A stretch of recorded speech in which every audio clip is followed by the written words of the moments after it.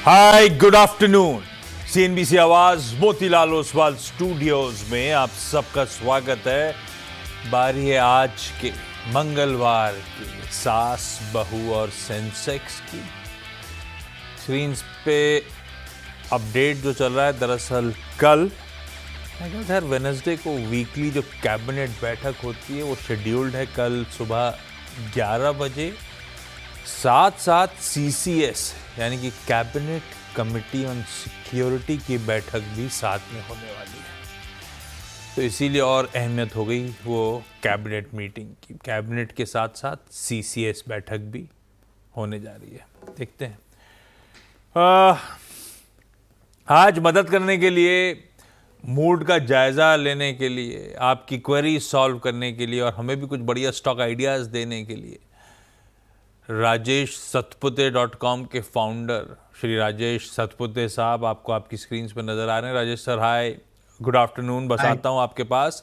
Very good afternoon. Good afternoon. हाँ, तो बस सीसीएस में खैर पहलगाम हमले की समीक्षा हो रही होगी, उसके बियॉन्ड भी कुछ हो रहा होगा। आई एम होपिंग कुछ बातचीत हो रही होगी, कैसे स्ट्रेटेजाइज करना है भारत को, इन सब पे चर्चा हो रही होगी, तो फिर वो बैठक इंपॉर्टेंट। खैर, मार्केट्स एक बार स्क्रीन पर लेकर आता हूं। शुरुआत तो अच्छी हुई थी, 450 प्लस 457 458 के इंटरडे हाईज। 457 458 मतलब 125 पॉइंट कल की क्लोज के ऊपर। शुरुआती ट्रेड में अपन बढ़िया शुरुआत करी, अच्छी मजबूती के साथ शुरुआत करी। इंटरेस्टिंग जंक्चर पे आके भारतीय बाजार खड़े हुए थे, पर उसके बाद किन्हीं वजहों से कुछ नर्वसनेस क्रीप इन हुई, या कह लीजिए प्रॉफिट टेकिंग हायर लेवल से देखने को मिली। अब उसके बाद वो सब कुछ शुरुआती ट्रेड में हुआ, पहले आधे घंटे की कहानी होगी। उसके बाद से लार्जली मोटा मोटी फ्लैट लाइन के इर्द गिर्द कामकाज हो रहा है। हल्के लाल निशान में कल की क्लोज के इर्द गिर्द, वो फ्लैट लाइन इसलिए मैंने वर्ड यूज करा, यानी कि कल के क्लोज के आसपास ही भारतीय बाजार अब कामकाज करते हुए। फर्दर पैनिक नहीं है, ना रिकवरी का दमखम है। पिछले कुछ दिनों से जिस पॉकेट ने, पिछले कुछ दिनों से तो नहीं कहूंगा, 2 दिन से तो गड़बड़ा गया था मामला। कल बैंक निफ्टी ने लेकिन चार्ट संभाला था। आज खबरें अच्छी थी और लिक्विडिटी इंजेक्शन की आरबीआई तैयारी कर रहा है। आज भी एक ओएमओ हो रहा है, मई का ओएमओ शेड्यूल सामने रख दिया सरप्राइजिंगली और तगड़ा। अप्रैल में 80,000 करोड़ रुपए ओपन मार्केट ऑपरेशंस के जरिए पैसा झोंका गया, यानी कि बॉन्ड खरीदे गए। तो मई में 1,25,000 करोड़ रुपए का अपडेट आता हुआ। तो बैंक निफ्टी इन सब डेवलपमेंट से शुरुआत अच्छी करी थी। जैसा निफ्टी का चार्ट वैसी बैंक लीडर है भाई। मोटा मोटी निफ्टी इसके बगैर अधूरा ही है। बैंक निफ्टी वैसे ही ऊपरी स्तरों से मुनाफा वसूली आई है। आज मेटल्स, फाइनेंशियल्स और ऑटोज, ये पॉकेट कह सकता हूं दबाव में है। फाइनेंशियल्स इसीलिए कह रहा हूं कि बैंक निफ्टी तो कहने के लिए हल्का लाल 1/4% भी दबाव में नहीं, पर फाइनेंशियल्स देखिए आप ज्यादा पेन में है। चल क्या रहा है? डिफेंस स्टॉक्स, अगर वो डिफेंस का इंडेक्स डॉक्टर साहब दिखा सकें तो डिफेंस स्टॉक्स गजब करे हुए हैं आज। डिफेंस के साथ साथ अब वो डिफेंस के ही फेरिफेरल समझ लीजिए आप। इसमें इसके कई सारे कॉन्स्टिट्यूएंट कभी कैपिटल गुड्स को रिफ्लेक्ट कर रहे हैं, इंडस्ट्रियल्स को रिफ्लेक्ट कर रहे हैं, तो वो बेंचमार्क्स आपको मजबूत नजर आएंगे, पर लार्जली डिफेंस प्लेस हैं। एक तरफा मूव, 4.5% मजबूती के साथ कामकाज होता हुआ। एचएएल तो अपन ने परसों मेरे ख्याल से राफेल डील के चलते सुबह टीम में लिया था, उस दिन भी फटा था। उसके बाद से एचएएल रुका नहीं है, गजब मूव बनते ही चले जा रहे हैं हिंदुस्तान एरोनॉटिक्स के। और बाकी डिफेंस प्लेस भी उस दिन भी ऐसे हुआ था, बाकी डिफेंस प्लेस भी अच्छा कर रहे थे। और आज खैर सिर्फ डिफेंस स्टॉक्स, डिफेंस के चलते कैपिटल गुड्स और इंडस्ट्रियल अच्छा कर रहे हैं, बाकी सारी पॉकेट्स बैकफुट पे। एक बार निफ्टी की कंट्रीब्यूशन प्लेट स्क्रीन पे रखता हूं। आरआईएल चमका हुआ है, संभाला हुआ आरआईएल इंडेक्स को आज फिर।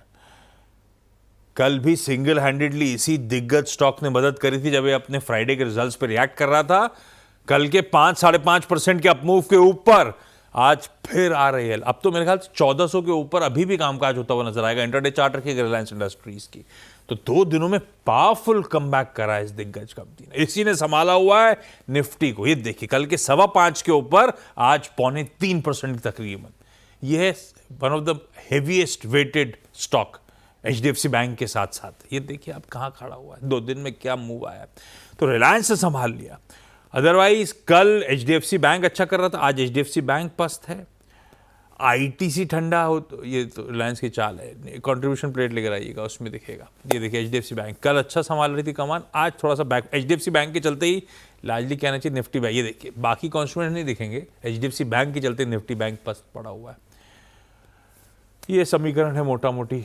कल दोनों हेवीवेट से मदद करी थी, आज एक थोड़ा सा बैकफुट पे चला गया तो मामला थोड़ा सा गड़बड़ा गया। लेकिन सतपुते साहब, अब अटकलों का बाजार तो गर्म है ही है, कुछ जियोपॉलिटिकल कंसर्न्स का तड़का बना ही हुआ है। शायद वही रीज़न है कि डिसेंट अपसाइड्स के आसपास प्रॉफिट टेकिंग ज़्यादा बेहतर रणनीति सबको समझ आती है, वो दिखता भी है स्क्रीन पे। ये फ्राइडे को भी प्ले आउट हुआ था अच्छे मूव्स के बाद, ये आज भी वैसे ही स्क्रीन शायद ठंडी पड़ती, और कोई रीज़न जस्टिफाई नहीं करता प्रॉफिट टेकिंग का अचानक जो आई थी। आप अब इन डेवलपमेंट्स के बीच में, इस तरह की फ्लूइड सिचुएशन के बीच में, जब पता ही नहीं है, अनसर्टेन है, तो अनसर्टिनिटी में निफ्टी में अब करना क्या है, क्या लेवल्स वॉच आउट करने हैं? अभी तक तो ब्यूटीफुल टेक्सचर है, खरीदो, मोमेंटम अच्छा था तो कहीं भी खरीदो, या तो गैप में खरीद, दबाव आए, गिरावट आए, कहीं कंसोलिडेट करे तो एंट्री कर लो। टेक्सचर अभी भी वही है क्या? Good afternoon Ashish ji, good afternoon everyone. Ashish ji, आपने बिल्कुल सही कहा। ये जो न्यूज़ है, इसका जो एक इम्पैक्ट आ सकता है, नहीं आ सकता है, और इसके चलते जो बाजार का मोमेंटम है, ये अनसर्टन है। एट द सेम टाइम इसमें जो और एक तड़का लग रहा है, वो जो है क्वार्टर ऑन क्वार्टर रिजल्ट का रिएक्शन, जो एक फिर से अनसर्टन। तो कहीं ना कहीं लगता है कि जितनी अनसर्टेनिटी बाजार में है, तो ऑब्वियसली थोड़ा सा फ्लूइड टाइप ही मार्केट है। So this is not an easy market to trade. ये कंसोलिडेशन होता है। अगर आपको सुबह में गैप अप मिलता है तो प्रॉफिट टेकिंग होती है, और गैप डाउन में बाइंग होती है। ये हम पिछले 2-3 दिनों से देख रहे हैं। लेकिन अगर निफ्टी की बात करें प्योर प्योर टेक्निकली, ये थोड़ा सा साइड पे रख के, तो मुझे लगता है जब तक निफ्टी निफ्टी जो है 24,200, मैं आज की बात करूंगा, जब तक निफ्टी 24,200 मेंटेन किए हुए है, तब तक कोई दिक्कत नहीं है। 24,200 से लेके 24,500, 24,550, ये 300-350 पॉइंट में निफ्टी का मोमेंटम रहना चाहिए। लेकिन अगर 24,200 टूटता है, तो फिर मुझे लगता है यहाँ पे थोड़ी सेलिंग इंटेंस हो सकती है। 24,000 तक निफ्टी फिसलेगा मोटा मोटी।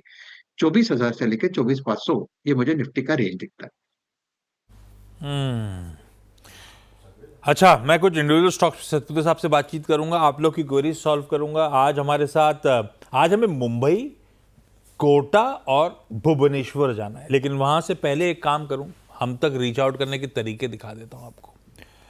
2 विकल्प हैं, एक तो हमारा व्हाट्सएप नंबर 7045220000, फ्लिप होगा तो हमारा ईमेल आईडी, हमारा मतलब इस शो के लिए रीच आउट करने का टीम से, सास बहू और sensex@nw18 ये तरीका रीच आउट करने का। खैर, इस समय टोल फ्री लाइंस भी खोल दी है डायरेक्टर साहब ने।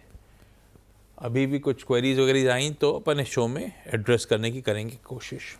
सतपुते साहब, हिंदुस्तान एरोनॉटिक्स, वो रफाल डील, हालांकि वो गवर्नमेंट टू गवर्नमेंट डील है, ये ध्यान रखिएगा, भारत सरकार और फ्रेंच सरकार का, किसी कंपनी का कोई लेना देना नहीं है, पर सेंटिमेंट पॉजिटिव है HAL के लिए। कोई भी ऑफसेट होगा तो HAL ही बेनिफिशियरी है, तो ले दे के इसके लिए तो अच्छी खबर है ही है। और डिफेंस चल भी रहा है इस तरह की टेंशन्स के बीच में, और HAL ने, डायरेक्टर साहब हफ्ते भर का चार्ट दिखाओगे आप, क्योंकि मंडे ऑनवर्ड्स की कहानी है, मंडे तो कल ही था, हाँ कल सुबह से वो डेवलपमेंट्स हैं जो रिपोर्ट कर रहे हैं अपन। 2 दिन में गजब का मूव HAL में बन रहा है। सतपुते साहब, क्या करना चाहिए? चार्ट्स के समीकरण बैठ कैसे रहे हिंदुस्तान एरोनॉटिक्स के? आशीष जी, देखिए एचएल पूरा डिफेंस पैकिंग मुझे अच्छा लगता है। और मुझे याद है, हमने लास्ट टाइम की जब बात की थी, बहुत सारे क्लाइंट्स की क्वेरीज थी कि डिफेंस में क्या करें, तभी हमने यही कहा था होल्ड। एचएल की बात करें तो आज एक आप कह सकते हैं एक टेक्निकल ब्रेकआउट हुआ है। जो ब्रेकआउट दिखता था वो 4,500 के आसपास का एक रेजिस्टेंस था, वहीं पे कॉल राइटर भी खड़े थे। खुलते ही एचएल ने वो ब्रेकआउट दिया, तो ऑब्वियसली वहां पे आप कह सकते हैं बुल ट्रैप है। चार्टिकली मुझे लगता है आशीष जी, ये करीबन 5,000 की तरफ जाएगा। इनिशियली 4,850 और 5,000। तो अगर किसी ने पोजीशन रखी है, इस मोमेंटम को प्ले किया है, तो उनके लिए मैं स्टॉप लॉस सजेस्ट करना चाहूंगा। उनका स्टॉप लॉस होगा 4,550 का, और इस ट्रेड को रन करें 4,850 टारगेट 1 और 5,000 टारगेट 2। इंडिविजुअल स्टॉक्स पे मैं आगे बातचीत करता रहूंगा, पहले चला जाए क्वेरी इसी तरह। मुंबई से पहले जा रहा हूँ निधि जैन जी के पास। निधि मैम हाय, तो गुड सर, आफ्टरनून। गुड निधि मैम आफ्टरनून मुंबई सर। में कहाँ से? मुंबई में कांदीवली, ठाकुर विलेज। अरे वाह, हमारे ऑफिस में बहुत लोग वहीं से आते हैं, ठाकुर विलेज से, और अक्रॉस वो जो ठाकुर कॉम्प्लेक्स उससे। निधि मैम कब से स्टॉक मार्केट से जुड़े हो, क्या करते हो आप? मैं हाउस वाइफ हूँ और सीए फाइनल स्टूडेंट हूँ। अरे वाह, ये वाले अटेम्प्ट में निकल जाना है सब कुछ, पता नहीं अभी। पर बढ़िया है। तो आप तो मतलब कोर फंडामेंटल से टोलते हो कंपनी के, है ना? जी और स्टॉक निधि मैम खुद ही डिसाइड कर रहे हो या किसी के साथ हाँ, कंसल्टेशन में? खुद ही नहीं, खुद ही डिसाइड करती हूँ मैं बेसिकली। एक्चुअली तो शुरू जो से पढ़ा है फाइनेंशियल्स वगैरह देखने में। वो हाँ जो थ्योरेटिकल करा है उसको प्रैक्टिकली अप्लाई करते हो यहाँ पे, ऐसा है क्या? हाँ जी। ओ ग्रेट। निधि मैम पहला सवाल कौन सा? मेरे पास में 485 शेयर्स है बोरो लिमिटेड के। बोरो लिमिटेड, बोरोसिल? हाँ, बोरोसिल। ओके। 334 की प्राइस पे लिया है मैंने। हाँ, तो ये अभी क्यों लिए थे? ये लॉन्ग टर्म के हिसाब से सोच के लिया हुआ है, फंडामेंटल्स पढ़ के लिया? हाँ, इसके फंडामेंटल्स मैंने देखे थे, यूनिक बिजनेस है ग्लास का इसका। तो इसके फाइनेंशियल्स भी मुझे स्ट्रांग लगे थे। और मैंने पहले भी 2-3 बार इसको लेके सेल करके अच्छा गेन किया है। बीच में ये 516 तक भी गया था, बट तब मैंने सेल नहीं किया इसको, हाँ, क्योंकि इसका उस वक्त में 550 और 600 के टारगेट्स लग रहे थे मुझे। तो अभी वापस से ही डाउन आया थोड़ा सा, तो क्या करना चाहिए इसमें, मतलब लॉन्ग टर्म कैसा है ये स्टॉक अभी इसका, क्योंकि बीच में इसमें 516 तो डीमर्जर हुआ। 52 हफ्तों के हाईस थे। वो हाईस तो खैर मक्खी मक्खी बनाना पॉसिबल नहीं होता, लेकिन आप सही कह रहे हो फंडामेंट। और ये उस जमाने से जब अपन छोटे थे तब से बोरोसिल का ब्रांड चलता है, आज भी ग्लासवेयर में उतने ही जलवे हैं इसके, तो सच है फंडामेंटली तो अच्छी कंपनी है। पूछूं क्या, बने रहना चाहिए नहीं बनाना चाहिए, ऐसा पूछूं? हाँ बिल्कुल। सतपति सर, निधि मैम को बना रहना चाहिए बोरोसिल लिमिटेड? कूल ऑफ हुआ है, कूल ऑफ होने के बाद शायद कंसोलिडेशन टाइप मूड में है, करें क्या? आशीष जी देखिए, बोरोसिल क्योंकि उनका व्यू जो है थोड़ा सा लॉन्ग टर्म में, तो मुझे लगता है एक हम वीकली चार्ट यहाँ पे देखेंगे।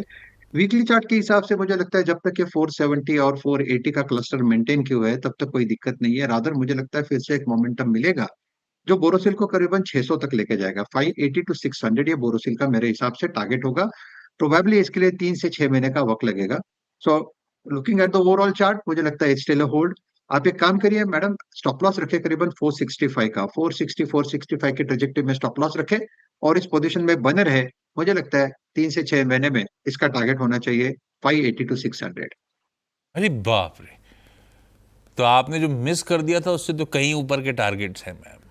होल्ड करिए बोरोसिल लिमिटेड को, फंडामेंटली आपने पड़ताल करी रखी है और सतपति साहब ने टेक्निकल्स के समीकरण समझा दिए, अट्रैक्टिव है, होल्ड करना चाहिए इस काउंटर को। कोई जल्दबाजी नहीं, कोई दिक्कत भी नहीं है, ऐसे बाजार में 18-20 रुपए नीचे चल रहा है तो भी क्या दिक्कत है।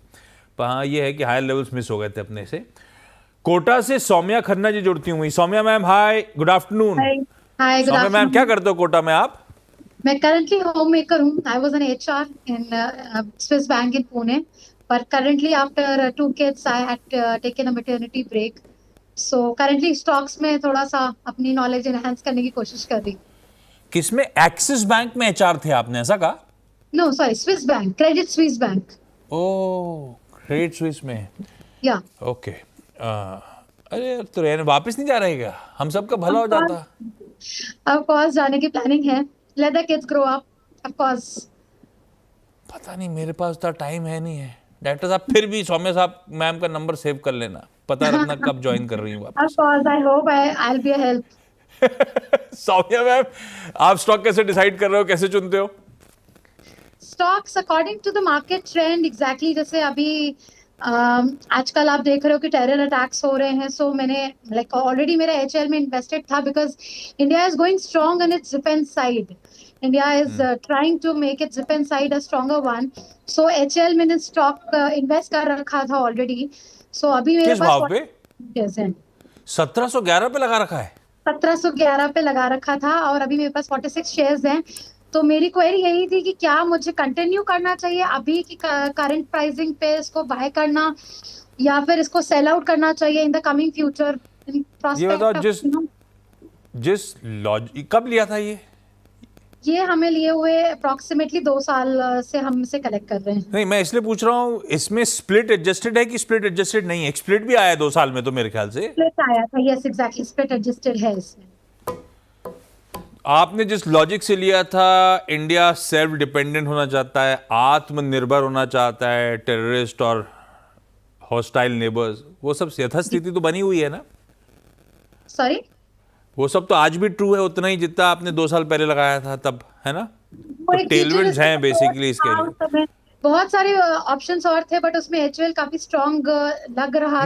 नहीं, मैं आप करना क्या चाहिए इसलिए मैं कह रहा हूँ, जो आपने जब लगाया था, जो समीकरण थे आज भी बदले नहीं है, और एचएल उतने ही स्वीट स्पॉट में आज भी। और आपके लिए तो सबसे कंफर्टिंग आपकी एक्विजिशन प्राइस कॉस्ट जो है 1700 रुपए की है मैम, कोई टेंशन नहीं होना चाहिए आपको। सतपति साहब, अपन ने ट्रेडिंग बेट के तौर पे आपने कहा था ये मोमेंटम ले जाएगा इसको 48, 50 और 5000 के लेवल्स, अगर मैं सही हूं तो आपने ये कहा था। 1700 रुपए के एक्विजिशन प्राइस वाला आदमी क्या करे? लेके रखा रहे एचएल लॉन्ग टर्म के लिहाज से, हर लॉजिक से अट्रैक्टिव है कि नहीं आपके आप क्या करते अगर होता आपके पास तो? देखिए आशीष जी, अगर मेरे पास होता तो मैं बना रहता। द रीजन यहाँ पे अगर आप चार्ट भी देखें तो मुझे लगता है ये 4000, 4200 ये इसका फ्लोर प्राइस है। इसका मतलब क्या होता है कि जब भी ये कभी करेक्ट होगा, कभी हेवी करेक्शन भी आता है, तो 4200 के नीचे तुरंत तुरंत जाएगा नहीं। और अगर आप देखें तो इसमें जो करेक्शन हुआ था 3000 के लेवल से, तब से हम यही कर रहे हैं कि hold hold hold. The reason क्योंकि काउंटर अच्छा है, ब्रीड अच्छा है, और ऐसे काउंटर से कभी निकलना नहीं चाहिए जब आपके पास पोजीशन लोअर ग्राउंड की होती है, लोअर साइड की होती है। तो मुझे लगता है जब तक 4200 का लेवल इंटैक्ट है तब तक दिक्कत नहीं है। 5000 देखिए, एक तो ट्रेडिंग का मोमेंटम है, हमने एक आपको लेवल दे दिया, लेकिन काउंटर लगता है कि एक बार अगर जो जिस तरह से ये टेलविंड आपने जो जिक्र किया, जैसे टेंशन बढ़ रहा है, तो मुझे लगता है प्रोबेबली फिर से एक बार के लिए अपना जो रिसेंट हाई था 5,500 उसकी तरफ भी जा सकता है। कुछ आपको बोलना बहुत डिफिकल्ट है आशीष जी। तो मुझे लगता है काउंटर अच्छा है, ओवरऑल डिफेंस की थीम फिर से सामने आई है, ऑब्वियसली यहाँ पे बायर खड़ा है, तो डेफिनेटली ये होल्ड का ही ट्रेड होगा। जब तक जिस मोड के हिसाब से एक्वायर करा था वो स्टॉक, जब तक वो मैक्रोज में बदलाव नहीं आ रहा है, तब तक तो इस मोमेंटम को राइड करना चाहिए। और आपने ब्यूटीफुली एक्सप्लेन करा था सौम्या मैम क्यों लिया था आपने, और आज भी वैसे ही चैलेंजिंग सिनेरियो बना हुआ है।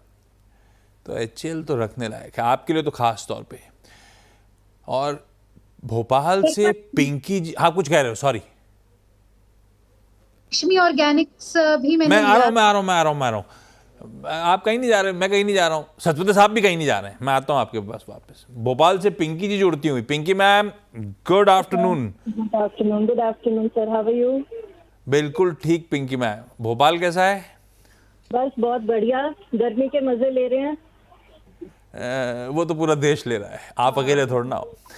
हाँ जी, हाँ जी। पिंकी मैम, आपका सवाल? मेरे 2 शेयर्स पे क्वेश्चंस हैं, एक एचएल और एक ट्रेंड पे है। तो एक मिनट पहले, एचएल आपका कितनी क्वांटिटी किस भाव पे? 227 क्वांटिटी है और 3815 पे है। 3815। और पूछना क्या चाहते हो, मुनाफा बांधे या बने रहे, ऐसा पूछना चाहते हो? कुछ और सवाल? हाँ यही। उसका जवाब पता है, निधि जी को वापस लाओ स्क्रीन पे। निधि मैम, आपके पास भी एचएल है क्या? बट मेरे क्वेश्चन पूछने से पहले ही सर ने उसको बता दिया था, इसलिए मैंने नहीं पूछा वो क्वेश्चन। पूरे देश के पास एचएल है, पिंकी जी के पास, सौम्या जी के पास, निधि जी के पास, सब स्मार्ट है। अब सबके जवाब आ चुके हैं। वैसे फिर भी पिंकी मैम का सवाल का जवाब दे दो, अभी फोन लाइन में जुड़ी है भाई। 3815 की खरीदारी है, 900 रुपए 800 रुपए गेन्स हो रहे हैं। सतपति साहब बने रहे ना? Hold hold hold. Ashish ji देखिए, एचएल पे मैंने जैसे कहा कि हमने शॉर्ट टर्म का व्यू लिया, उसका लॉन्ग टर्म का व्यू ले लिया, तो व्यू में कोई चेंज नहीं और है। क्वेरी आने से पहले गलती से मैंने भी एचएल पे ही बातचीत कर ली, पता नहीं क्यों वही स्टॉक पकड़ा। कोई और स्टॉक पकड़ लिया तो कम से कम रिपीटेटिव नहीं होते अपन इतना, लेकिन सारा देश एचएल लेके बैठा हुआ है भैया। सही है, सब महिलाएं स्मार्ट हैं। आगे बढ़ रहा हूँ मैं, फिर से जुड़ता हूँ आप लोगों के साथ, लेकिन कल्पना जी भी फोन लाइन पे जुड़ गई। कल्पना मैम, हाय, गुड आफ्टरनून। कहाँ से जुड़ रहे हो आप? गुड आफ्टरनून, मुंबई मुलुंड से सर मैं बात कर रही हूँ। अरे वाह, ओके। कल्पना मैम, आपका सवाल? सर मेरे HAL तो पास नहीं है ना? नहीं नहीं हिंद कॉपर है मेरे पास। Very good. 337 बाई है मेरा। लिया क्यों था कल्पना मैम? लंबी अवधि का सोच के या मेटल में ट्रेडिंग वेडिंग करी थी? नहीं नहीं लंबी अवधि का सोच के ही लिया था। 90 शेयर है मेरे पास। सतपुत्र साहब, हिंदुस्तान कॉपर थोड़ा नुकसान हो रहा है मैम को, 125 रुपए के आसपास, क्या करना है? आशीष जी, मैंने ये प्राइस मैंने मिस किया। उन्होंने क्या भाव पे एंट्री किया था? मुझे दिख नहीं रहा है। 337 बोला शायद। हाँ 337। आशीष जी देखिए, मुझे लगता है हिंदुस्तान कॉपर, इनफैक्ट मेटल, ये थोड़ी सी थीम आप कह सकते हैं कि थोड़ा सा आप इस पे क्वेश्चन मार्क तो है, क्योंकि ये यूएस चाइना वाला रिलेशनशिप और ये जो पूरा ट्रेड वॉर वाला मामला है, तो मुझे लगता है मेटल थोड़ा दबाव में रहेगा। रही बात स्विंग ट्रेडिंग की, तो स्विंग्स तो मिलते रहेंगे, लेकिन चार्ट देख के लगता है कि कहाँ तक।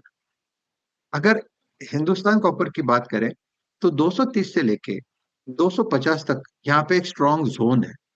अगर ये जोन पार होता है, तब यहाँ पे हम कह सकते हैं कि यहाँ पे एक नई तेजी होगी। प्रोबेबली इन दैट केस 320 से लेके 350 का टारगेट पोजिशनली अनफोल्ड होगा, लेकिन उसके लिए वक्त लगेगा। तो जब तक ब्रेकआउट नहीं आता, तब तक उसमें कॉन्फिडेंस के साथ बोलना कि नहीं यही होगा, ये थोड़ा सा डिफिकल्ट होगा। ट्रेंड थोड़ा वीक है। अगर आपको रैली में कहीं आपको एग्जिट अपॉर्चुनिटी मिले 250 के आसपास, तो आप, मुझे लगता है, वो एग्जिट ले लें। निधि मैम, अगला सवाल हमारा बोरोसिल के बाद। हाँ, मेरे पास में 375 शेयर्स है अशोक लीलैंड के okay. At the rate of 206। Question ये था इसमें कि जैसे अभी मार्केट सेंटिमेंट्स थोड़े से अप डाउन चल रहे हैं, तो इसे होल्ड करके रखना चाहिए लॉन्ग टर्म पर्सपेक्टिव से, या फिर एक बार गेन रियलाइज करके निकलना चाहिए? फंडामेंटल्स देख के लिया था, बढ़िया था। हाँ, है तो भरोसा रखो फिर कंपनी पे। मार्केट में अप डाउन तो हमेशा ही रहेंगे।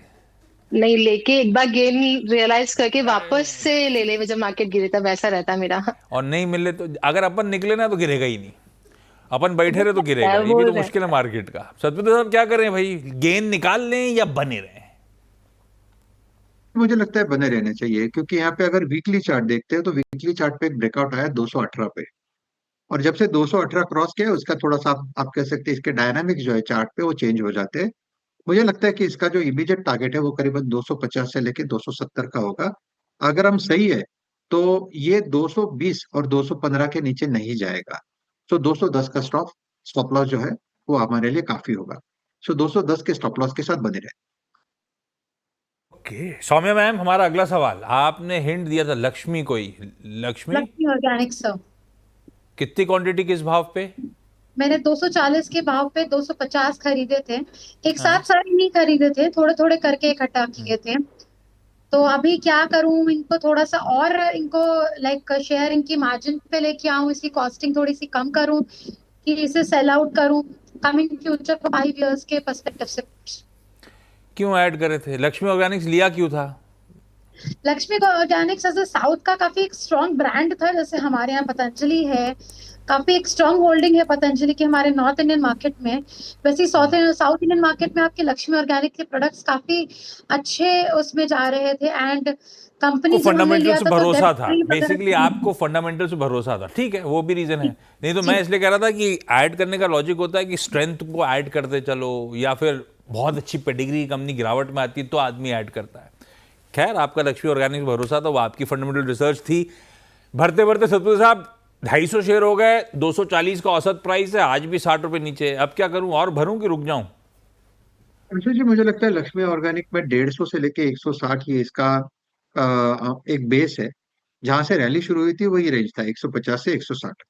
तो कहीं ना कहीं लगता है कि ये जो करेक्शन है ये अपने एक पड़ाव पे आ गया है कि, और यहाँ से ज्यादा डाउनसाइड नहीं खुलेगी। चार्ट वीक है, मैं ऐसा नहीं कर रहा हूँ कि चार्ट बहुत स्ट्रांग है, लेकिन चार्ट देख के लगता है कि जितना निगेटिव था वो थोड़ा सा फैक्टर्ड इन है, और यहाँ से एक रिलीफ रैली मिलनी चाहिए जिसका टारगेट करीबन 220 से लेके 250 का है। तो मेरे हिसाब से आपको बने रहना चाहिए। स्टॉप लॉस आपका होगा 170 का, प्रोबेबली 165 थोड़ा बेटर स्टॉप लॉस होगा। 165 के स्टॉप लॉस के साथ होल्ड रखे, और जैसे मैंने कहा ऊपरी लेवल पे जब भी कभी आपको रेट मिलता है 250 220 से लेके 240 तक का, वहां पे एक बार के लिए कॉल करिए। प्रोबेबली इन दैट केस थोड़े से चार्ट के डायनामिक्स भी चेंज हो जाते हैं, लेकिन पहला टारगेट तो 220 240 दिखता है। ओके चलिए भाई, इस नोट पे पिंकी जी, कल्पना जी, सौम्या जी, Nidhi ji, thank you so much जुड़ने के लिए आप सबका। निधि जी बेस्ट विशेस आपके सीए एग्ज़ाम के लिए, और सौम्या जी आप जुड़ जाओ किसी कंपनी के साथ तो डायरेक्टर साहब ज़रा ट्रैक रखना, आप HR हैं ये। सत्य साहब आपको भी धन्यवाद जुड़ने के लिए। फेडरल बैंक लिख रहा है कल नतीजा आने हैं मेरे ख्याल से, और नतीजों से पहले आज एकदम से स्पाइक करता हुआ स्टॉक, ये देखिए आपकी स्क्रीन पे। बैंक रडार पे इसलिए थे क्योंकि आपसे कुछ ही देर बाद 1:27 पे अपन एक और बैंक से ही चर्चा कर रहे होंगे, न्यूयॉर्क कंपनी में, कैथलिक सीरियन बैंक अर्स्टवाइल, यानी कि आज का CSB बैंक। इस कंपनी के MD, इस बैंक के MD प्रलय मंडल साहब होंगे अपने साथ, आज डिटेल में बातचीत होनी है उनसे। और छोड़े जा रहा हूं आपको डिफेंस स्टॉक्स के जलवे के साथ। वो HAL, BL तो अपनी जगह ठीक ही 4-5% उछाल के साथ ट्रेड कर रहे हैं, ये प्लेट फ्लिप होगी। बाकी देखिए डिफेंस स्टॉक्स के जलवे। जय हिंद।